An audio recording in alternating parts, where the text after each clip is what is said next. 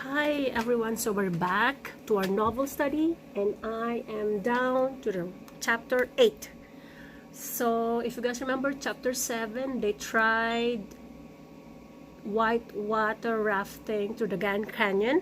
Remember, they sneaked out of Al, and then so they now reached the river that they wanted to go to. So now they're done with day 1. I think they're gonna be in the water for 3 or 4 days or more. So let's move on. As if I weren't tired enough, my dreams wouldn't let me get off the river. And I was paddling on and on in my sleep, tossing and turning, paddling for my life through ever taller waves and gaping holes. Every moment was an emergency. The white water never let up. Finally, we tipped up on a huge rock, and I was thrown overboard. Then I was tumbling and tossing among the surging waves, and I felt myself being swept away, farther and farther downriver. Swept away. That explains the title. My own voice woke me up. Oh, that was just her dream. Star's hand was on my shoulder. "You were having a nightmare," she said. "It was awful. What was I saying?" "You were calling for your mother." "Are you sure?" I asked. I had no memory of dreaming about my mother. I was trembling, having a hard time even getting a fix on where I was. Then it all came back, the Grand Canyon. "There's no way I'm going to be able to get back to sleep," I said. "Me neither. I've been lying awake for hours." "You want to take the walk down the shore?" "I can't just lie here. I'll go crazy." We put on our jackets, which we were using for pillows, grabbed our flashlights and wool caps, and slipped out of camp. Even in the desert, it was cold at night, at least in October. We found a little sandy beach away downstream, sat down, huddled side by side, and turned off our flashlights. For a long while, we didn't speak, but watched the sliver of a moon set, and then took in the light of a billion stars playing on the surface of the river. Close by, the water was reverberating on a willow shoot, and from upstream came the dull roar of the rapid that Star and the others had swum. The seconds slowed, and then the minutes slowed, and I could feel a fear creeping into my bones and taking me over. A sort of fear I'd only had glimpses of before. Maybe it was the sort that prehistoric people felt, knowing how small and defenseless they were against the huge nothingness of it all. I felt like I was being crushed by the immensity of the darkness, the river, the walls, the stars. My heart was pounding. I felt like crying out. It came to me for the first time, the full realization of what I had done. A shooting star made a long and instantaneous track from above the downriver. "Did you see that?" asked Star. "Yes. Wasn't it sad? Our lives are like that, don't you think?" "Oh no, it's a good sign." I remember. "Silver starlight, your soul caller." For a whole while we didn't speak again, and then I said, "In my nightmare, I was drowning. But you're the one who was really out in the river, and you had had bad swim, like Heather's." "I did," she said tentatively. "How do you do it?" "Do what?" "Stay so calm." I tried to think positive, like when they lay down to sleep and I asked how you were, and you said, "Perfect." She didn't reply. "Did you feel perfect?" I asked gently.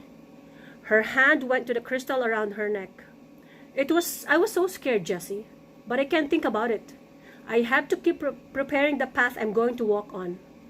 You don't think it was your fault that you got thrown out of the boat, do you? I have to try harder, keep my concentration. You imaged it? Maybe I did. If you image something in your dreams, does that make it happen? I don't know, she said. She knew I was thinking. Was I going to drown on this trip? Do you ever have bad dreams or nightmares? I asked her. I do, she answered slowly. Mostly about my mother. She left me when I was about 7. When Star didn't continue, I said, my mother died from cancer when I was 5. She went away to the hospital, and my dad took me to see her a few times. He told me she was going to die, but I don't think I understood what that meant. Then one day he told me that she was dead. I never saw her again. At the funeral, her casket was closed, and I thought for the longest time she would be coming back. I would dream she was back. I know, Star said softly, with more emotion in her voice than I'd ever heard before. It was like that for me too. We were always moving around, never staying long in one place. Then one time, she took me to a shelter, some kind of a church home, with a lot of other families living like in a dormitory. We were only there for a few days when she said she was going out and she'd be back. She never came back. I was starting to speak, about to suggest that maybe her mother was abducted or murdered, but shook her head. She didn't want me. I waited for months. I waited for years. In institutions, foster homes, people would tell me things happened to her, but deep down I knew she just didn't want me. I hugged her close. I'm so sorry, Star.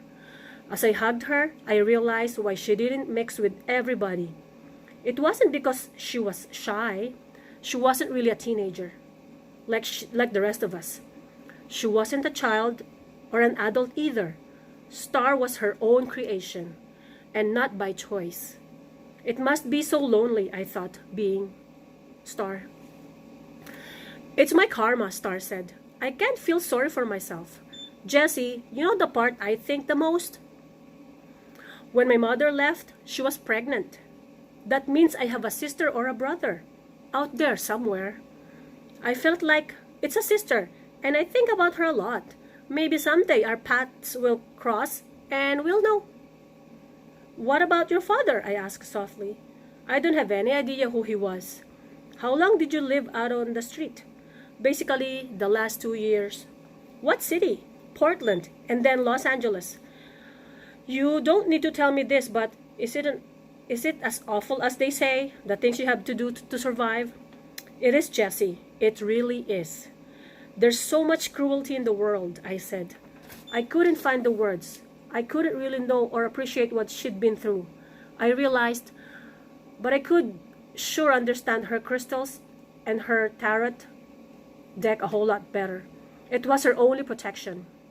You're so lucky to have a father, Jessie. He's not cruel, is he? Oh no, he doesn't have a mean bone in his body, but we're definitely not getting along right now. I feel terrible about it. It'll get better, Jessie. You really think so? She gave me a hug. Dawn's coming, she said, pointing to the faint light over the rim of the canyon. A brand new day. Just then came the song of the canyon wren, that rich, clean cascade of slowing and falling whistles. As the canyon walls began to catch the faint glow of the dawn, we looked at each other and smiled. Whatever happens, we have each other.